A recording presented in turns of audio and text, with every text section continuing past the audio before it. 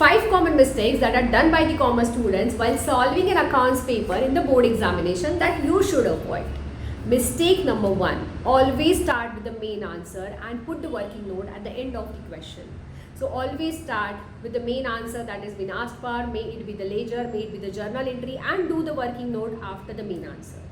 Mistake number 2. Always start with the ledgers with the proper heading. May it be the trading account, profit and loss account, balance sheet and realization account, revaluation account, partners capital account. Always put the debit and credit sign and always put the rupees sign whenever you have the amount column.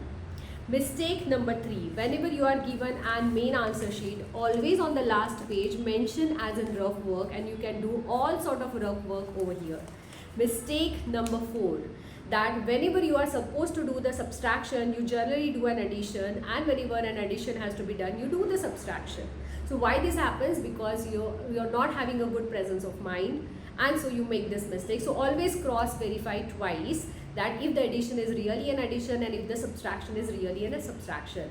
And step, that is a 5th mistake that is very commonly been done by the student, is whenever you staple the answer sheet, you do not cross verify if any of your answers, any of your numbers are getting hidden over here. So make sure whenever you staple it at extremely corners, so that your any of the numbers are not getting hidden over here. It will troublesome for an examiner and it will irritate him. I hope this video helps you to understand to avoid these common mistakes in the board examination and to score 100 out of 100 marks in the board exams. Tomorrow I will be coming up with another video where I will be giving you the right sequence of solving the question and how much time you should allocate to each and every question so that you complete your paper on time. So stay tuned with CX Kshitija. See you soon tomorrow, guys. Bye-bye.